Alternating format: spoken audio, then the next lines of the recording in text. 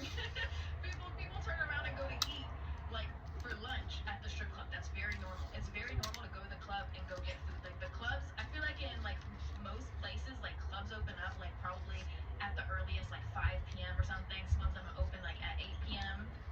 In Atlanta, they'll be open at 2 p.m. on a Tuesday. People are going there to go eat lunch real quick. Yeah, no, but the ones that they just so happened to go to, they said that they were recommended to go to these too. Terrible experience. This one specifically that like was a story that stuck with me. So they went to this one, and there was this girl who was gorgeous. She had a fat ass and everything. It was a very beautiful woman, right? They were like, "Come over here, come dance," right? So she comes over. She's butt ass naked. Like it's one of those strip clubs where they're like butt naked. Now, mind you, they're not like that at every strip club. Some of them don't get butterball naked. This one they did, right? She comes over and she said that the girl starts like shaking her ass in front of like her boyfriend, right? And at first they're like having fun. They're like, woo, woo, yeah, right? And then all of a sudden, they got a whiff. And it went from woo to hold on a second. Because her ass is right in front of his face, right? Her ass is right in front of his face. And he pulls back.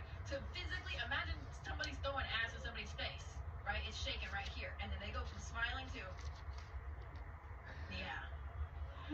So she proceeds to continue dancing on him. She finishes. She moves over to my friend, the girlfriend, and dances on her just a little bit. And like she grinded up on her leg a little bit. She gets paid. Girl goes away. Right. Later that night, like she said, throughout the entire rest of the night, they kept smelling something. The girl was not there anymore, and they kept smelling something. And they were like, "Well, damn, like maybe it wasn't the girl. Maybe just like the club just has kind of like this twang in the air, right? Maybe it has this twang in the air." So they spend their time there. They eventually go to leave, right? They leave. They're in the Uber going back home.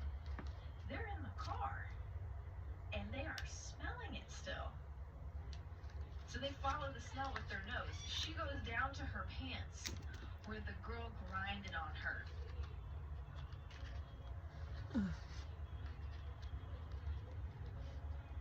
The twang was so strong. The lady had left the trail. A trail of where she had been.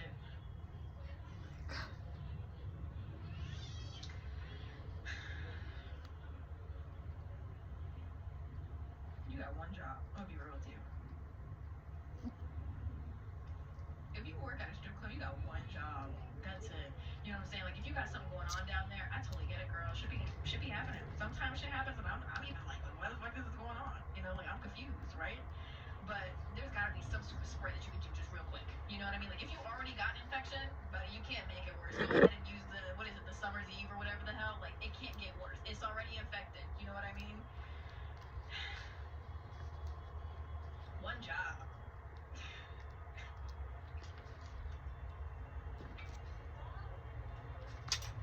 But another reason why I just feel like I couldn't go to a strip club is because I am a very emotional person, and I feel like I also get that thing. What's it called, y'all? Sonder. Is that what it is? Sonder. I get that all the time, every day, all day long. Like I hyper analyze every situation, right? So I'm gonna be in this situation where I'm so excited. This girl is like throwing it all in front of me. I'm gonna have money in my hand. I'm gonna be seeing everything. I'm gonna be looking at boobies and reading lips. I'm excited, right? And then all of a sudden it's gonna set in that I am looking at boobies and reading lips with money in my hand and looking at this girl, and I'm gonna be thinking, are you just doing this to pay rent? Be real with me right now. Is it hard out here? Like, just be real. Stop dancing. Put your clothes on. Take it.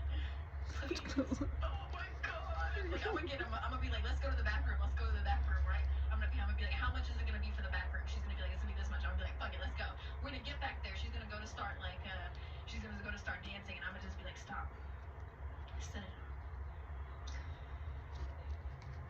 Tell me why you're doing this. Just be real. If you're just having fun and living young, you know, like just going wild, okay, that's fine, I get it. But if there's something that you do this because you need to do it, how much? How much do you need? I started GoFundMe. You know, like I'm gonna get too into it, and then I feel like, you know, because a lot of the time I've heard that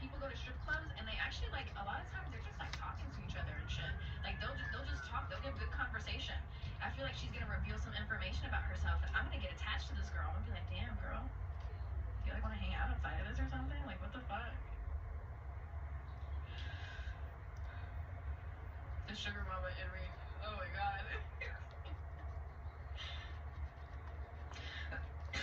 Holy shit. Yeah, no, but I don't know. I'm gonna go to a strip club eventually. I am gonna go to a strip club eventually. I swear to y'all. I wish you could record in strip clubs, because I know for a fact you guys would want to see that experience. If I ever go to a strip club, I'm definitely gonna go drunk. I don't really drink, but I feel like that's definitely something that I have to do drunk. There's one down the street from me that I drive past all the time. All the time. And it looks like a nice one. I don't know. It's like really big and it's got like this like light up dancing girl on it. And every time I drive by it, I get kind of excited. I don't know, it's like the aura of it or something. I just get excited. And I like looked it up. Like I looked at the reviews of it and it has good reviews. Like there's no pictures or nothing, but it's like people leaving reviews like the women are very beautiful. Okay. That sounds nice. That sounds nice. I love y'all ever read reviews on strip clubs? Yo, there's reviews for everything. Look them up. Holy shit. Oh my god, this is so random, but it just popped in my head. Y'all ever read reviews for massage parlors? In Atlanta, massage parlors are like a huge thing. Like they're like on every corner, right?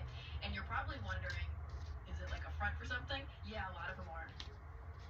Yeah, a lot of them are. Matter of fact, there's like tons of like, go on Reddit, and there's literal like entire threads of like people talking about and reviewing the ones that are like all throughout Atlanta. It's so many, right? But sometimes you don't even have to go through the thread. Like if you just looked up a massage parlor, like if you saw one that you were like, that's a little bit sketchy, and why is it open 24 hours? If it's open 24 hours, you know why it's open 24 hours. But if it just like looks a little bit sketchy, if you look up the reviews, like people will straight up just say in the reviews, they do exactly what you think they do here. Yes, they do offer that. Like that'll be that only thing that's in the review. That's crazy. Can you imagine like booking? I think that that's literally happened to somebody before. Holy shit. I was about to say, imagine like booking a massage and then like the person like goes to take it too far and you're like, oh my god. I saw a video on TikTok of this woman who like started recording because she said that the massage person like attempted to, you know, finish the job. And she was not having it. She did not know that it was that kind of massage. She did not realize she paid for that. So,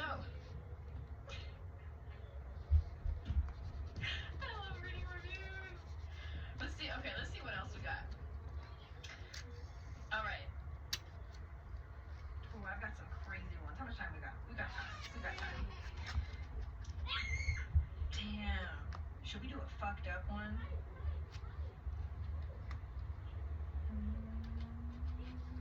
Damn. I forgot I got some fucked up ones in here. Okay. Let's do a fucked up one, okay?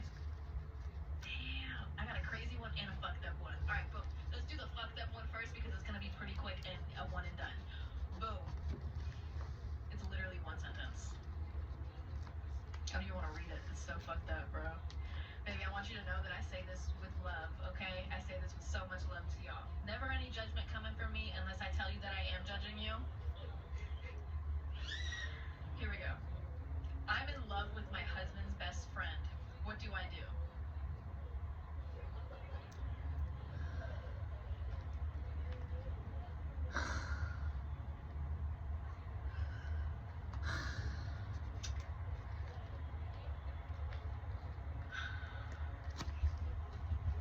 How's that even happen?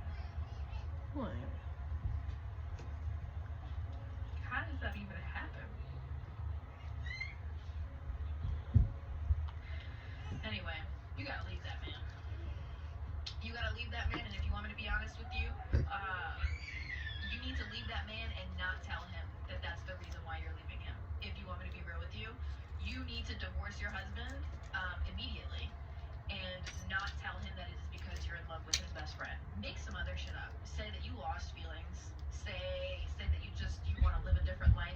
Whatever it may be. Make some shit up. Do not tell that man that you are in love with his best friend. Because let me tell you something right now. Even I'm going under the assumption that absolutely nothing has happened with the best friend. Okay? I'm just assuming that somehow throughout the years you've just been checking out his best friend and thought, this is a sexy man, I want him instead, right?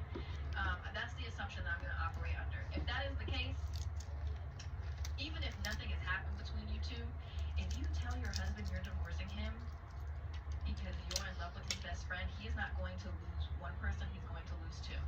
Even if his best friend did nothing. Do you know how that would eat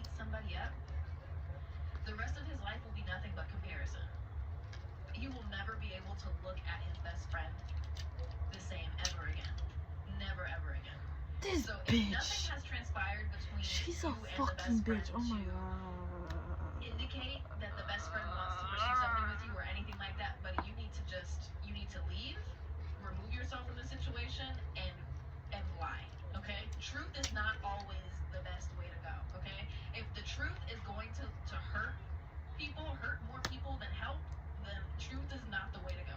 Sometimes this may be controversial, but sometimes it is okay to lie, and this is one of those situations. The only thing that I feel like you telling your husband that you're in love with his best friend, the only person I feel like that would do something for is you. I do not feel like that would benefit him in any way to have that knowledge. So if you were to tell him that, I feel like that would be selfish, and you'd only be doing it to get it off of your chest. Girl, that's how I feel about the situation. If you want to be real with you, that's how I feel. That is crazy. I can't even fucking imagine that on either side. How the fuck does that even happen, dog? How does that even happen? Nah, it's definitely, in my opinion, I do not think that it is the right thing to do. I do not. Okay, let's go into this crazy one I got. This one's long. Oh, I just found another crazy one that I forgot that I had. All right, maybe we can get through both. Should we do the super long one right now? Because this one's kind of crazy. This one's kind of crazy. I wouldn't want to know either. Okay. All right. Let's do the super long one. Here we go. Sorry if I mess up a little bit. Y'all know, I'm kind of high. So here we go. I'm gonna try to read this. Jezebel, please don't judge me. I know this sounds crazy. I was in a relationship for almost 3 years and found out that he was a sex/porn addict and had cheated on me multiple times over the past couple of years with men and women. Once I found out about this, I was shocked and super hurt, obviously, and decided to end things. He begged me to stay and work on things with him, but I told him I wouldn't consider it because of the circumstances. Well, fast forward, and he's been going to intensive therapy for his addictions and past trauma that sparked them, and he's also put heavy porn blockers on his phone and blocked most social media apps from his phone besides Instagram and Facebook. He wants another chance and says he will do anything to win me back. Before I found out about this, we had the perfect relationship that everyone was always jealous of. Let me tell you, those be the ones. The ones that seem all perfect and everything is fine, those are the ones that got some fucking wild shit going on behind closed doors. I'm gonna just be real with you. I've been going to therapy to work through my part of hurt, and he's also suggested couples therapy and said he would pay for it 100%. What would you do? P.S. We have an apartment together that has 8+ months left on the lease. He's been staying with his mom but still paying his half of all the bills, no questions asked. Okay. He's a good man, Savannah.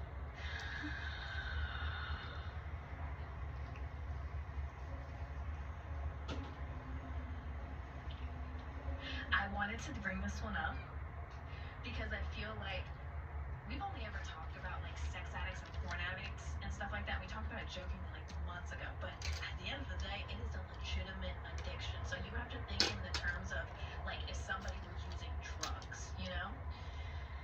Here's my problem with the situation. You said fast forward, right? And he's gone through intensive therapy. He's in intensive therapy. You've been in therapy. But then you finish it off by saying you have 8+ months left on the lease. How long was the therapy? 8 months left on the lease. Did you sign a year lease?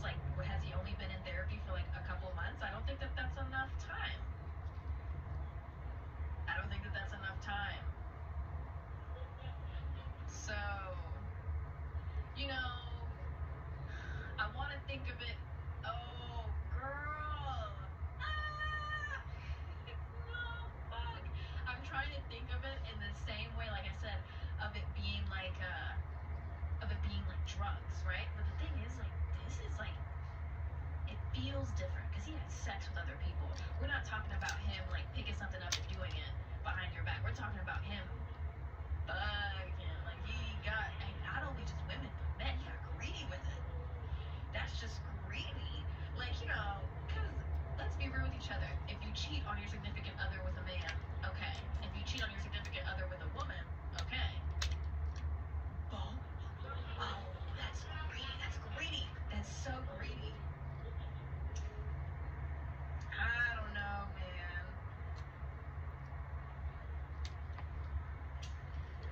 That's just greedy.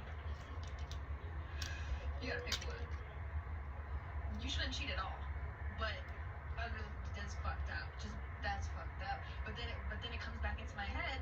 It comes back into my head. It's an addiction.